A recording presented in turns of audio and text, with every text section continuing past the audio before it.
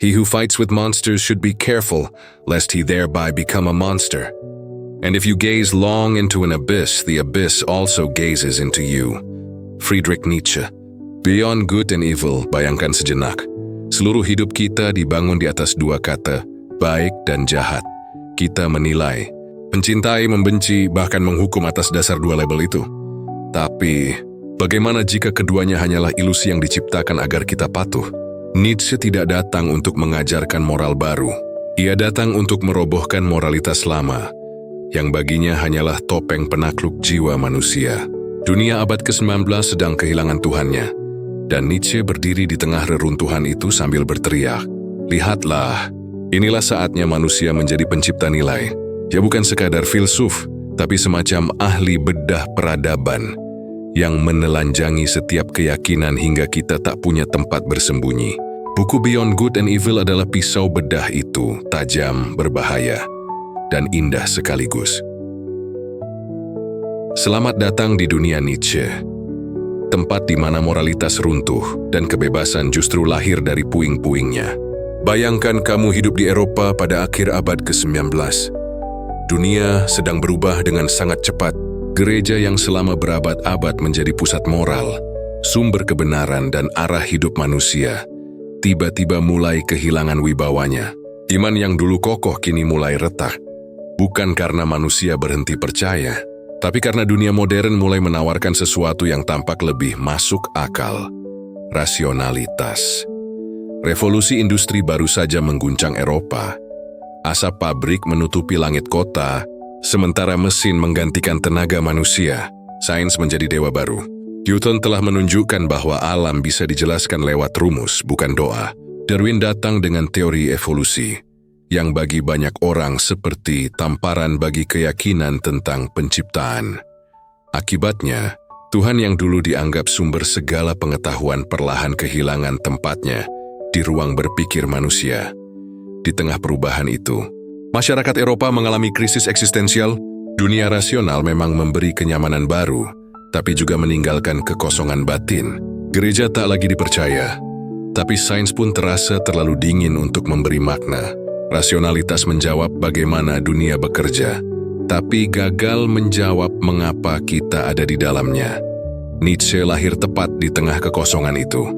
Ia menyaksikan bagaimana Eropa beralih dari keyakinan menuju kehampaan, dari iman menuju skeptisisme. Ia melihat manusia modern yang mengaku bebas dari Tuhan, tapi justru terjebak dalam kebingungan moral. Dalam situasi seperti itulah ia menulis kalimat paling legendarisnya, "Tuhan telah mati, dan kitalah yang membunuhnya." Namun, jangan salah paham. Nietzsche bukan sedang merayakan kematian Tuhan. Ia sedang berduka. Kalimat itu bukan pekikan kemenangan, melainkan peringatan. Manusia telah menghancurkan fondasi moralnya sendiri, tapi belum siap menggantinya. Dunia tanpa Tuhan berarti dunia tanpa arah, tanpa baik dan buruk yang pasti. Maka lahirlah kekosongan, nihilisme. Di mata Nietzsche, moralitas yang diwariskan agama hanyalah bentuk pengendalian. Ia percaya selama berabad-abad, manusia telah hidup di bawah bayang-bayang konsep moral yang mengekang, bahwa menjadi baik berarti tunduk, patuh, dan menolak dorongan alami kita. Tapi ketika otoritas itu mulai runtuh, manusia modern malah kehilangan kompas. Mereka menolak agama, tapi masih bergantung pada moralitas yang diciptakan oleh agama itu sendiri.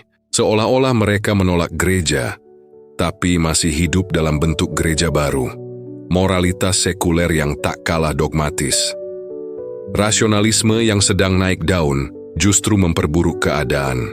Di satu sisi, ia mengajarkan manusia untuk berpikir logis dan objektif. Di sisi lain, ia membunuh sisi emosional dan spiritual manusia. Filsafat menjadi kering, redup, kehilangan nyawa. Nietzsche menyebutnya sebagai rasionalisme dingin. Pemujaan terhadap logika yang lupa bahwa manusia bukan mesin berpikir, tapi makhluk yang juga haus makna. Bagi Nietzsche, krisis ini bukan sekadar soal kehilangan agama, tapi kehilangan arah eksistensi. Ketika kebenaran absolut runtuh, semua nilai ikut goyah. Tidak ada lagi patokan yang pasti antara benar dan salah, luhur dan hina. Manusia modern terombang-ambing dalam kebebasan yang membingungkan. Mereka bebas dari Tuhan, tapi juga bebas dari makna. Dari sinilah semangat Beyond Good and Evil lahir, bukan sebagai serangan acak terhadap moralitas, tapi sebagai upaya rekonstruksi. Jika nilai-nilai lama telah mati, maka manusia harus menciptakan nilai baru. Nietzsche ingin mengembalikan filsafat pada keberaniannya yang paling asli. Berani bertanya, berani merasukan, dan berani hidup tanpa jaminan kebenaran yang pasti. Dalam pandangannya, abad ke-19 adalah masa transisi. Dunia lama sudah mati, tapi dunia baru belum lahir. Orang-orang masih hidup dalam abu keyakinan lama, takut menghadapi ruang hampa yang ditinggalkan Tuhan.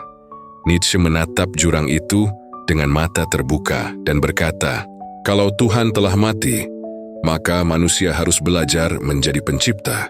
Itulah semangat zaman yang membentuknya. Sebuah masa di mana otoritas runtuh, sains menggantikan iman, tapi hati manusia tetap mencari sesuatu yang lebih dalam dari sekadar rumus dan data. Abad yang dipenuhi kebingungan moral, tapi juga penuh potensi pembebasan. Nietzsche datang bukan sebagai nabi, tapi sebagai pengganggu.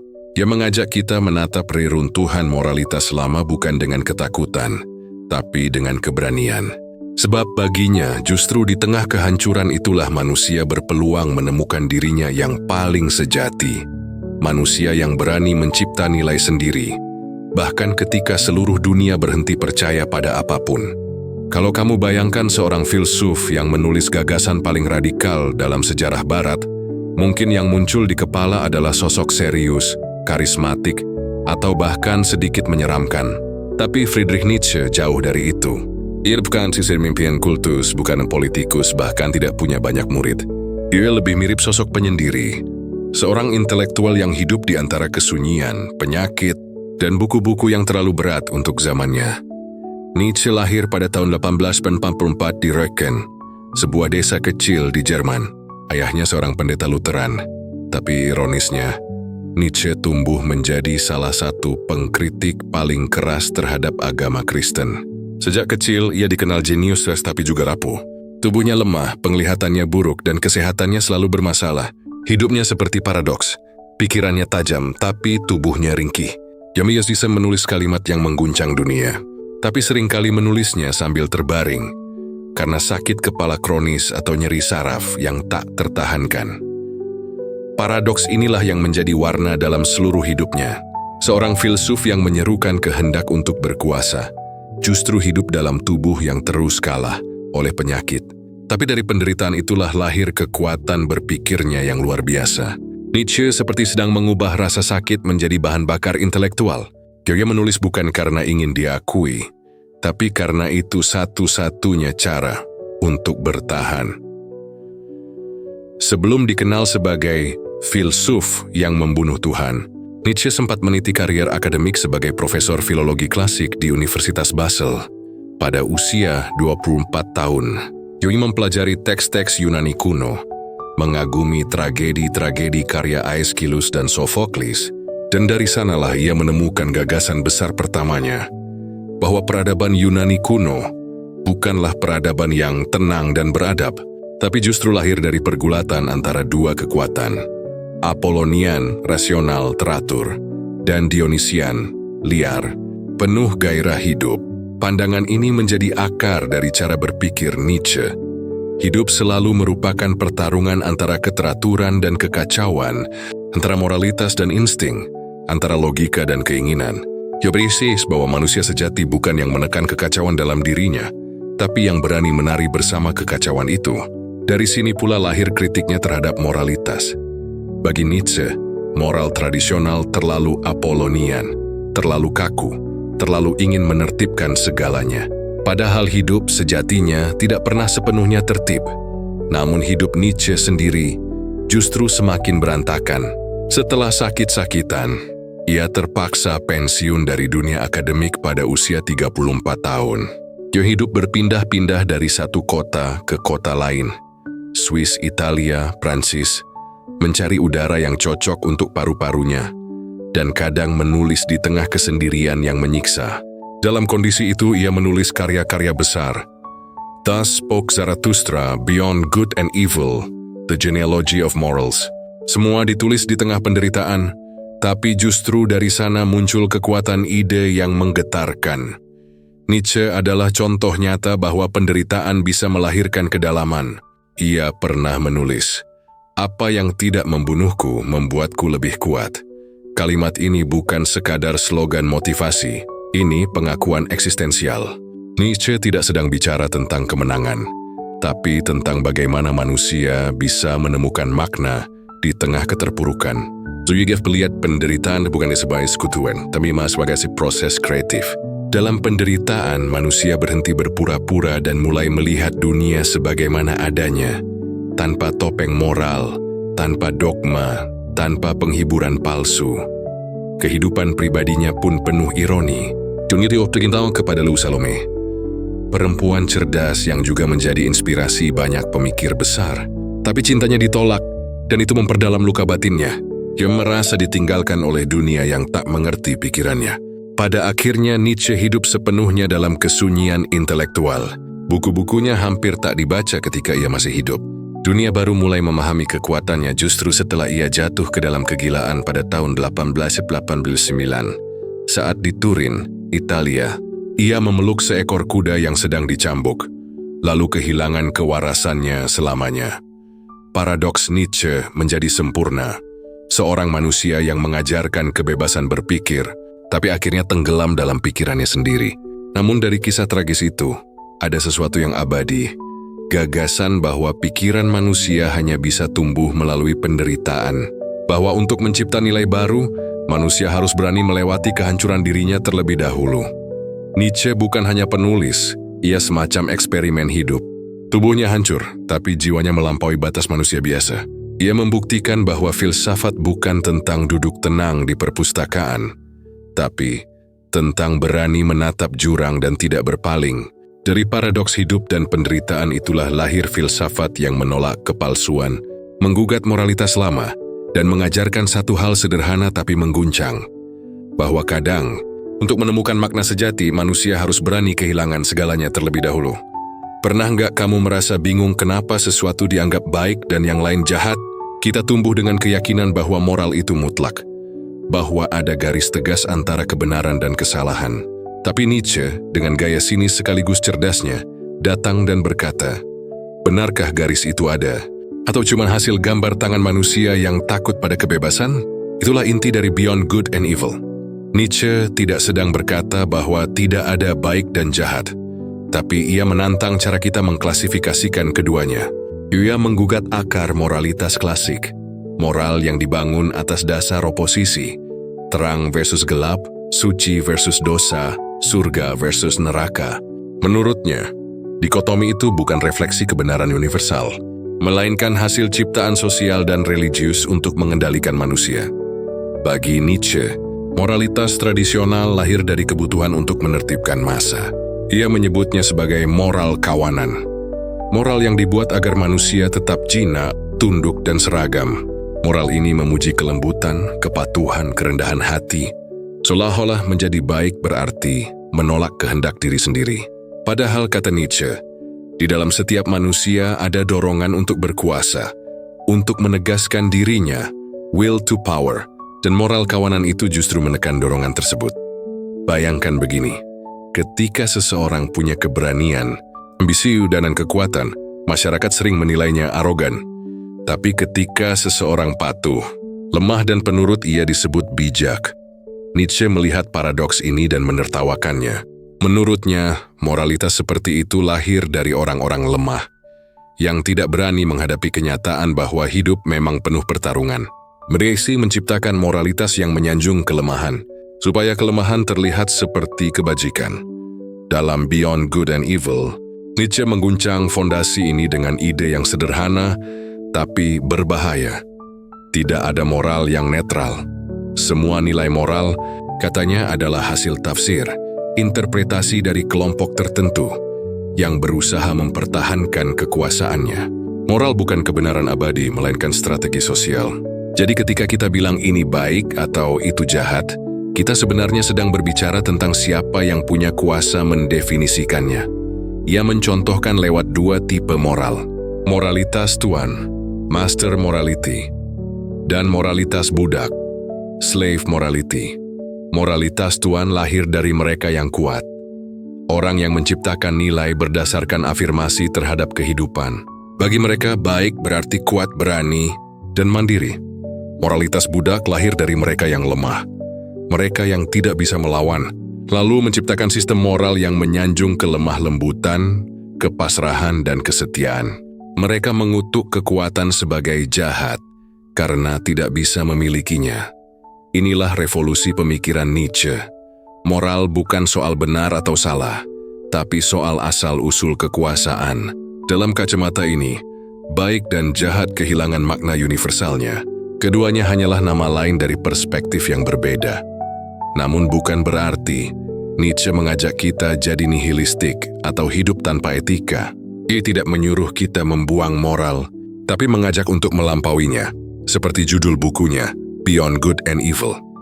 Artinya, manusia harus berani berpikir di luar kotak moral lama dan menciptakan nilai-nilai baru yang lahir dari keberanian, bukan dari rasa takut. Nietzsche menulis dengan nada provokatif karena ia tahu, menggugat moral berarti menggugat kenyamanan.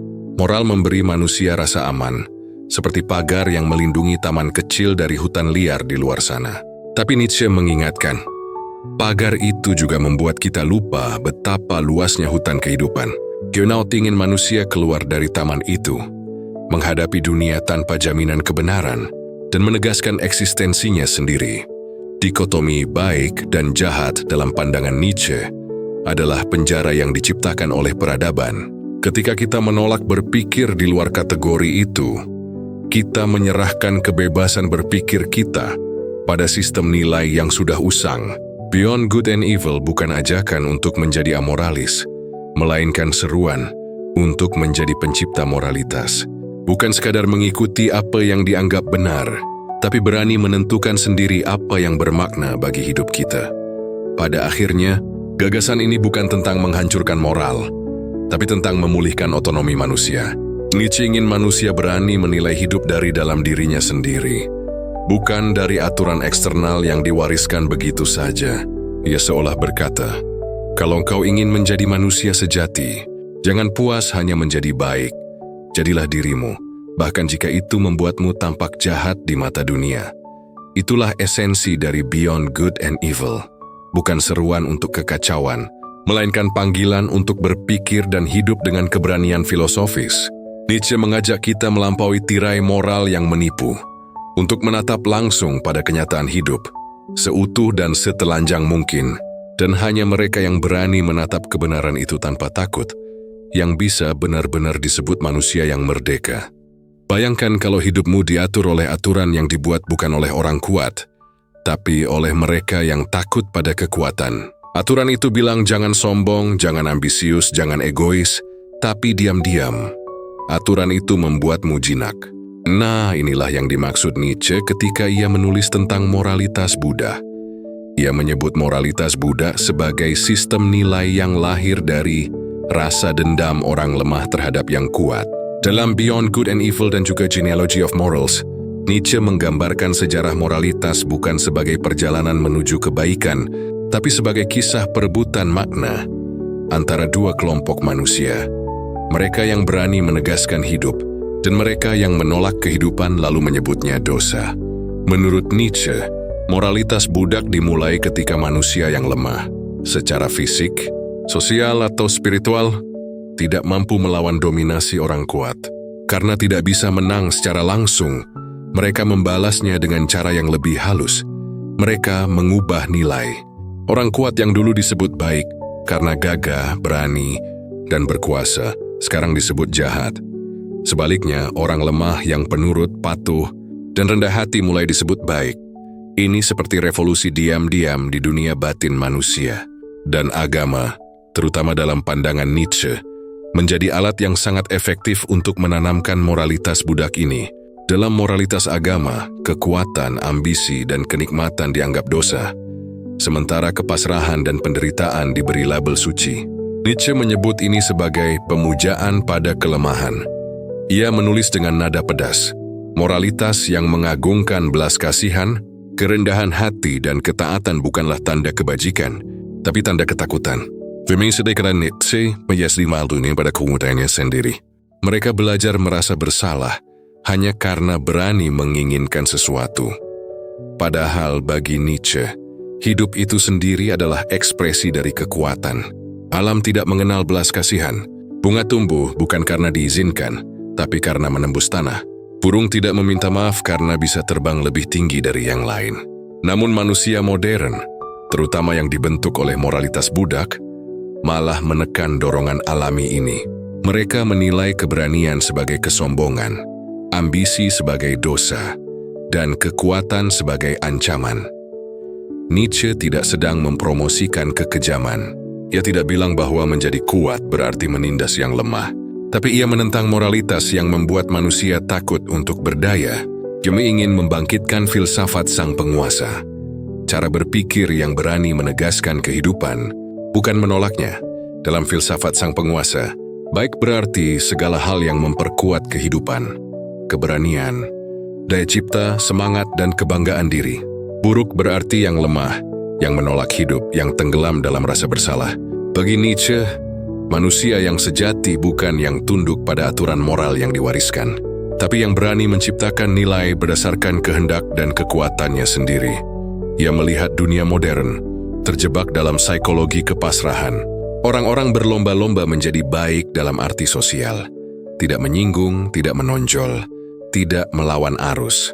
Tapi justru karena itu mereka kehilangan daya hidupnya. Nietzsche menyebut manusia modern sebagai manusia terakhir. Makhluk yang puas dengan kenyamanan kecil, tapi tak lagi berani bermimpi besar. Kritik Nietzsche terhadap pemujaan kelemahan ini juga bisa dibaca sebagai kritik terhadap budaya mediokritas, budaya yang menyanjung keseragaman, bukan keunggulan. Dunia yang takut pada perbedaan, karena perbedaan mengancam harmoni palsu. Ia menulis dengan getir bahwa masyarakat modern menciptakan moral demokratis, di mana setiap orang harus sama, padahal justru perbedaan itulah sumber kehidupan. Nietzsche ingin manusia keluar dari logika moral kawanan. Dia mengajak kita berhenti menilai diri sendiri dengan standar kelemahan, dan mulai menghargai potensi kekuatan yang ada di dalam diri. Keberanian untuk berambisi bukan dosa, itu tanda bahwa kita hidup. Bagi Nietzsche, setiap manusia punya dua kemungkinan: hidup sebagai budak yang menolak dirinya, atau sebagai penguasa yang mencipta makna sendiri. Sang penguasa bukan tiran tapi pencipta. Ia tidak tunduk pada moral lama, tapi juga tidak menindas. Ia sekadar jujur terhadap kehidupan, terhadap insting, gairah, dan kekuatannya sendiri. Moralitas budak pada akhirnya adalah bentuk penjara batin. Ia membawa manusia kehilangan spontanitas dan vitalitasnya. Nietzsche ingin kita membuka rantai itu dan berani menegakkan kepala. Bukan untuk menjadi jahat, tapi untuk menjadi hidup sepenuhnya. Dalam dunia yang seringkali memuliakan kesopanan, tapi melupakan keberanian, Nietzsche hadir sebagai suara yang tidak nyaman, tapi perlu. Ia mengingatkan bahwa kelemah lembutan tanpa keberanian hanyalah bentuk ketakutan yang disamarkan. Dan kalau kita terus hidup dengan rasa bersalah pada kekuatan kita sendiri, maka kita tidak akan pernah benar-benar bebas. Dewa telah mati, tapi bayangannya masih menghantui gua-gua manusia. Kalimat Nietzsche ini bukan sekadar drama filsafat, ia adalah teriakan eksistensial dari seseorang yang menyadari bahwa dunia kehilangan pusatnya. Setelah moral lama runtuh, setelah Tuhan mati di benak manusia modern, pertanyaan besar pun muncul. Kalau begitu, apa yang tersisa? Nietzsche melihat Eropa abad ke-19 tenggelam dalam krisis yang lebih dalam dari sekadar kehilangan agama. Ini bukan hanya soal tak percaya pada Tuhan, tapi kehilangan arah hidup sepenuhnya. Tanpa moral lama, tanpa surga dan neraka, hidup jadi datar, nihil. Semua nilai yang dulu memberi makna tiba-tiba terasa kosong. Inilah yang ia sebut nihilisme. Tapi Nietzsche bukan tipe pemikir yang berhenti pada keputusasaan. Ia justru menjawab kekosongan itu dengan menciptakan konsep paling berani dalam sejarah filsafat. Übermensch, manusia unggul, manusia yang melampaui dirinya sendiri. Bagi Nietzsche, Übermensch bukan superhero atau manusia sempurna secara fisik. Dia adalah simbol dari manusia yang berani menciptakan nilai baru di dunia tanpa Tuhan. Kalau moral lama mati, maka tugas manusia bukan berduka, tapi menjadi pencipta moralitas baru. Übermensch adalah mereka yang menolak menjadi korban nihilisme. Ia tidak terjebak dalam nostalgia moral lama, tapi juga tidak tenggelam dalam keputusasaan. Jody berdiri di tengah reruntuhan nilai lama dan berkata, "Baiklah, kalau tidak ada makna yang diberikan, maka aku akan menciptakannya sendiri. Namun, dari mana kekuatan untuk menciptakan itu datang?" Nietzsche menjawabnya dengan konsep will to power, kehendak untuk berkuasa. Tapi jangan buru-buru salah paham, berkuasa di sini bukan berarti mendominasi orang lain, melainkan dorongan mendalam untuk menegaskan kehidupan. Segala yang hidup, kata Nietzsche, memiliki will to power, keinginan untuk bertumbuh, berkembang, menaklukkan batasnya sendiri. Bunga yang menembus tanah, anak kecil yang belajar berjalan, bahkan seniman yang mencipta, semua digerakkan oleh energi yang sama. Hasrat untuk berdaya. Will to power adalah energi vital yang membuat kehidupan berarti. Bagi Nietzsche, nihilisme lahir ketika manusia kehilangan hubungan dengan kekuatan ini. Ketika mereka berhenti menegaskan kehidupan dan hanya menunggu makna datang dari luar, maka Übermensch hadir sebagai figur yang menolak pasif, yang mengambil alih peran Tuhan dalam mencipta nilai. Dalam Thus Spoke Zarathustra, Nietzsche menggambarkan perjalanan manusia seperti tali yang direntangkan antara binatang dan Übermensch, sebuah jembatan menuju sesuatu yang lebih tinggi. Manusia belum selesai, ia adalah proyek yang sedang berlangsung, dan hanya dengan will to power, manusia bisa melampaui dirinya sendiri.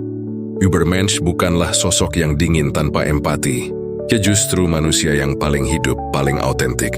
Ia tidak tunduk pada aturan yang diwariskan, tapi menciptakan moralitasnya sendiri, berdasarkan keberanian untuk hidup setulus-tulusnya. Ia tidak takut pada penderitaan, karena ia tahu penderitaan adalah bagian dari proses menjadi kuat. Nietzsche percaya bahwa dunia tidak butuh lebih banyak orang baik dalam arti tradisional. Dunia butuh manusia yang berani menghadapi kekosongan dan tetap berkata ya pada kehidupan. Itulah inti dari Übermensch. Afirmasi total terhadap eksistensi. Ia berkata ya bahkan pada penderitaan, karena tahu bahwa hidup tanpa penderitaan juga hidup tanpa makna. Konsep ini adalah antitesis dari nihilisme. Kalau nihilisme berkata tidak ada yang berarti, maka Nietzsche menjawab, maka ciptakanlah makna itu sendiri. Disinilah letak kejeniusan dan keberanian Nietzsche. Ia tidak berusaha menggantikan Tuhan dengan Tuhan baru, tapi mengembalikan kekuatan penciptaan itu ke tangan manusia. Namun, gagasan ini juga menakutkan. Karena kalau kita jujur, menjadi Übermensch berarti menanggung tanggung jawab penuh atas hidup kita. Tidak ada tempat bersembunyi di balik dogma. Tidak ada alasan takdir. Setiap pilihan adalah cerminan dari kehendak kita sendiri. Nietzsche tahu, tidak semua orang sanggup memikul beban ini.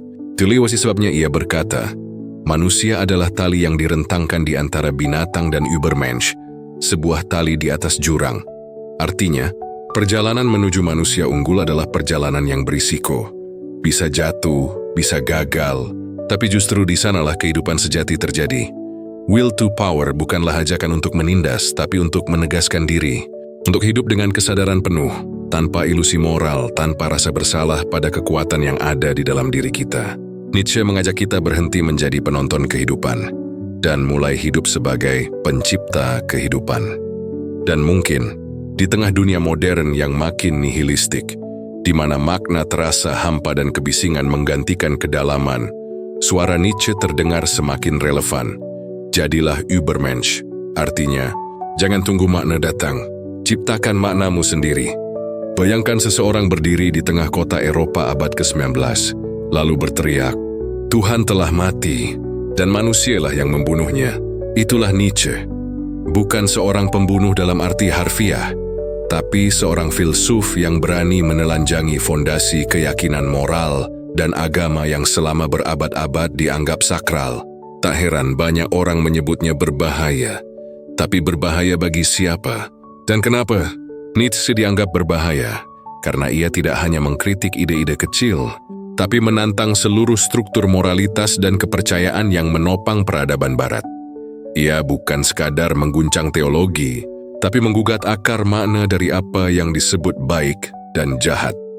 Dalam pandangan Nietzsche, moralitas yang kita anggap universal sebenarnya hanyalah produk sejarah dari manusia yang takut menghadapi realitas kehidupan.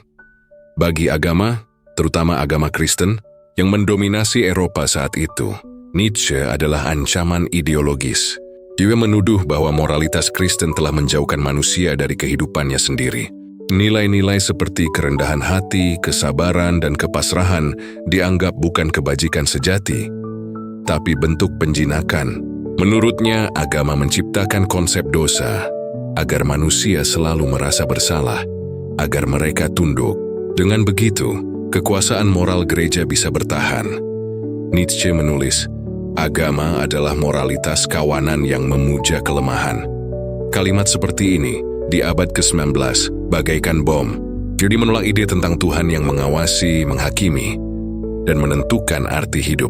Sebagai gantinya, Nietzsche mengajak manusia mengambil peran Tuhan itu sendiri, menjadi pencipta nilai, dan disinilah letak bahayanya. Ketika seseorang mulai percaya bahwa kebenaran bukan sesuatu yang diberikan dari atas, tapi diciptakan dari dalam, maka seluruh sistem otoritas, agama, moral, bahkan negara, mulai goyah. Bagi negara, terutama yang berlandaskan tatanan moral atau ideologi politik tertentu, gagasan Nietzsche terdengar seperti ajakan untuk anarki eksistensial. Jika tidak ada nilai absolut, jika baik dan jahat hanya konstruksi, lalu atas dasar apa hukum ditegakkan? Nietzsche tidak sedang mempromosikan kekacauan, tapi cara berpikirnya membuka ruang bagi manusia untuk menantang semua bentuk kekuasaan yang bersandar pada kebenaran mutlak. Dan itu menakutkan, terutama bagi mereka yang hidup dari kepatuhan. Masalbert Nietzsche, dengan segala keberaniannya, ingin membebaskan manusia dari rasa takut yang diwariskan. Tapi dalam proses itu, ia juga menyalakan api yang sulit dikendalikan.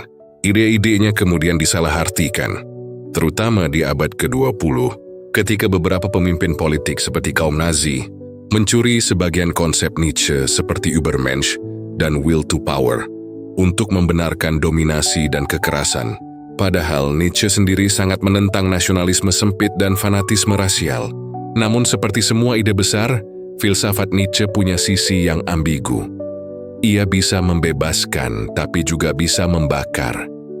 Moralitas umum juga merasa terancam karena Nietzsche mengajak kita berpikir tanpa filter. Ia tidak memberi jawaban yang menenangkan. Ia malah mencabut kenyamanan kita satu persatu. Bayangkan seseorang yang sejak kecil diajarkan bahwa kebaikan itu taat, patuh dan sopan, lalu membaca Nietzsche yang berkata, kepatuhan adalah tanda ketakutan, bukan kebajikan. Otomatis, seluruh fondasi hidupnya terasa retak. Nietzsche mengajak manusia menghadapi dunia tanpa ilusi, tanpa jaminan moral dari surga. Dia bilang, kalau Tuhan mati maka segala sesuatu bergantung pada kita. Dan disitulah letak ketakutan terbesar. Kebebasan total juga berarti tanggung jawab total. Tidak ada lagi tempat untuk menyalahkan Tuhan, dosa, atau takdir. Semua keputusan, semua nilai adalah hasil pilihan kita sendiri. Buku Beyond Good and Evil menjadi berbahaya karena ia menolak dikotomi yang selama ini membuat dunia stabil. Ia merobek tirai antara moralitas dan kekuasaan, antara iman dan ketakutan, lalu berkata, lihatlah di balik semua itu, hanya ada kehendak manusia untuk berdaya. Ya, memaksa kita untuk menatap cermin, dan saya bertanya, apakah nilai-nilai yang kita yakini benar-benar lahir dari hati, atau itu sekadar warisan dari rasa takut kolektif? Nietzsche tidak ingin dunia tanpa moral. Ia ingin dunia dengan moral yang diciptakan secara sadar. Tapi bagi masyarakat yang terbiasa dengan kepastian, ide seperti ini terasa mengancam. Tidak menuatkan rasa aman. Tapi di saat yang sama, membuka pintu menuju kebebasan sejati. Dan mungkin itulah paradoks paling menarik dari Nietzsche. Ia dianggap berbahaya bukan karena ia salah, tapi karena ia terlalu jujur. Dia menolak kebohongan yang sudah terlalu nyaman. Dia menyalakan lampu di ruangan yang selama ini sengaja dijaga gelap. Dan seperti semua cahaya yang menyilaukan, Nietzsche bukan untuk semua orang. Tapi bagi mereka yang berani melihat, pikirannya adalah kebebasan yang menakutkan, sekaligus membebaskan.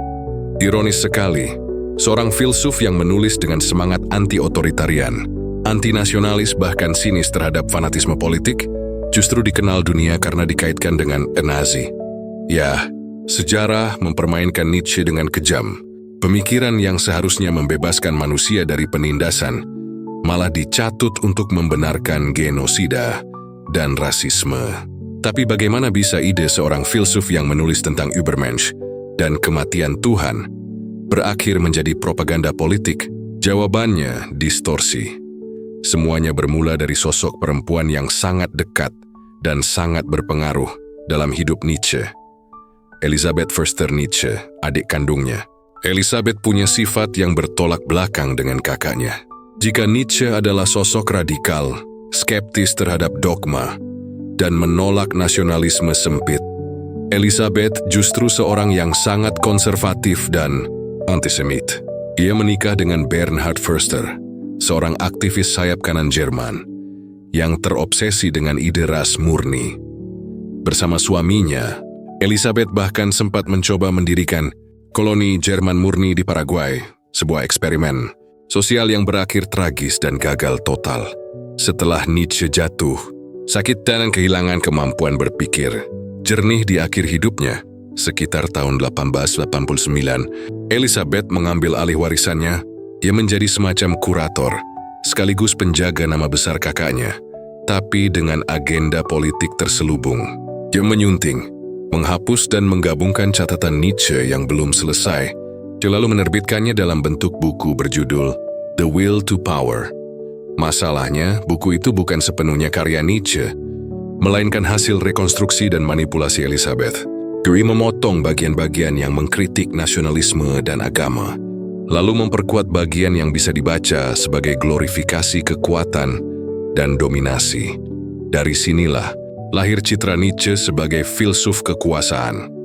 Dan ketika Partai Nazi mulai naik daun di Jerman tahun 1930-an, ide-ide yang telah dipelintir itu menjadi bahan bakar yang sempurna untuk propaganda. Elisabeth dengan senang hati bekerja sama dengan rezim Hitler. Ia membuka Nietzsche Archiv di Weimar, semacam museum dan pusat dokumentasi pemikiran Nietzsche, dan memperkenalkan pemikiran kakaknya sebagai landasan intelektual bagi ideologi Nazi. Bahkan, ketika Hitler datang berkunjung ke makam Nietzsche, Elisabeth menyambutnya dengan senyum dan penghormatan, seolah sedang menyambut pewaris spiritual keluarganya. Foto Hitler yang berdiri di samping patung Nietzsche menjadi simbol propaganda yang kuat, meski kebenarannya sepenuhnya salah kaprah. Padahal, Nietzsche sendiri membenci semua hal yang diwakili oleh Nazi.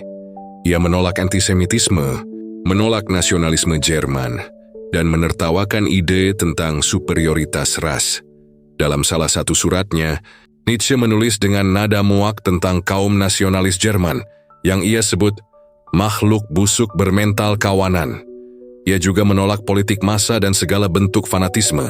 Dalam pandangannya, Übermensch bukanlah ras unggul, melainkan individu yang berhasil melampaui keterbatasan dirinya sendiri, terlepas dari asal, warna kulit atau bangsanya.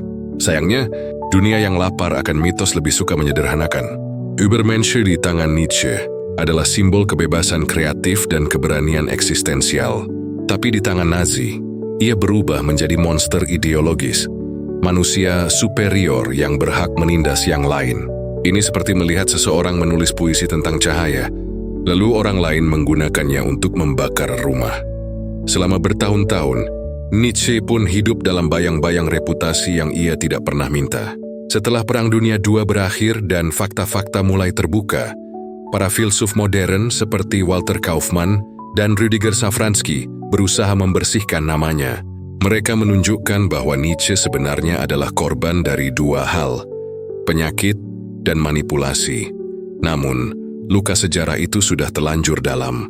Selama puluhan tahun publik mengenal Nietzsche bukan sebagai pemikir radikal yang menantang moralitas lama, tapi sebagai bapak spiritual fasisme. Ironis bukan?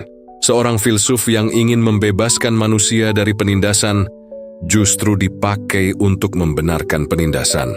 Tapi di sisi lain, kisah ini menunjukkan betapa kuatnya ide dan betapa mudahnya ide disalahgunakan. Nietzsche menulis untuk mengguncang pikiran, bukan untuk membangun kekuasaan. Tapi begitu ia tidak bisa lagi berbicara, orang lainlah yang menulis ulang suaranya sesuai kepentingan mereka. Mungkin itulah tragedi terbesar dalam sejarah filsafat. Bukan ketika seorang pemikir dilupakan, tapi ketika ia diingat dengan cara yang salah. Nietzsche menjadi simbol paradoks. Filsuf kebebasan yang dijadikan ikon tirani, penolak Tuhan yang diubah menjadi nabi politik. Dan hingga kini, tugas para pembacanya adalah membebaskan Nietzsche, sekali lagi, dari penjara sejarah yang diciptakan oleh tangan-tangan yang mengaku mencintainya. Kita hidup di zaman yang katanya bebas, tapi seringkali masih terjebak dalam ketakutan yang halus. Ketakutan untuk berpikir sendiri. Kita suka merasa berpikiran terbuka, tapi diam-diam masih mencari restu dari norma, agama, atau opini mayoritas sebelum berani meyakini sesuatu. Dan di titik inilah Nietzsche muncul lagi dari halaman-halaman Beyond Good and Evil, seperti hantu yang menepuk bahu kita sambil berbisik, "Sudah waktunya berhenti meminjam nilai, ciptakan nilai milikmu sendiri." Bagi Nietzsche, inilah inti terdalam dari proyek humaniora.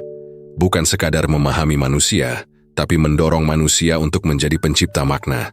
Melihat bahwa sepanjang sejarah, manusia lebih sering hidup sebagai pengikut.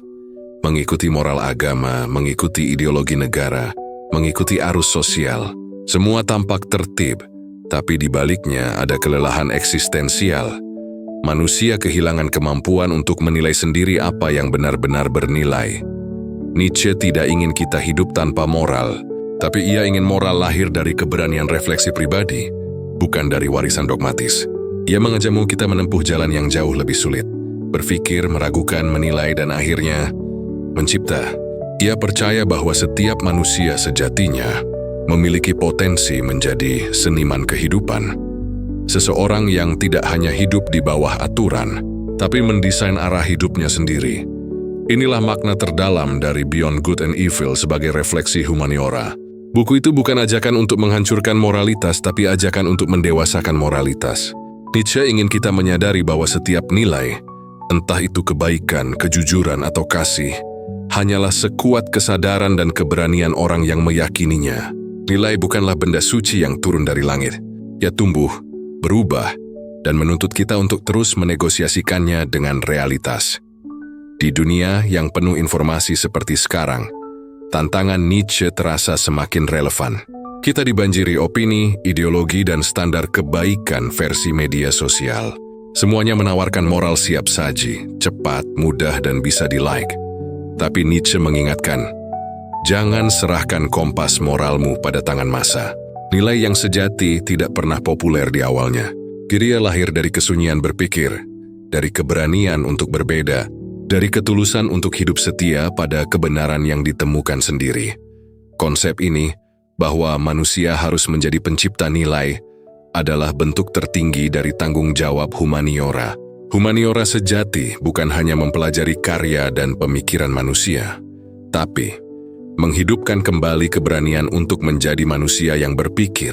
Nietzsche percaya bahwa manusia baru akan benar-benar manusia ketika ia berhenti mencari makna dari luar dan mulai menemukannya di dalam diri. Namun, proyek ini tidak mudah.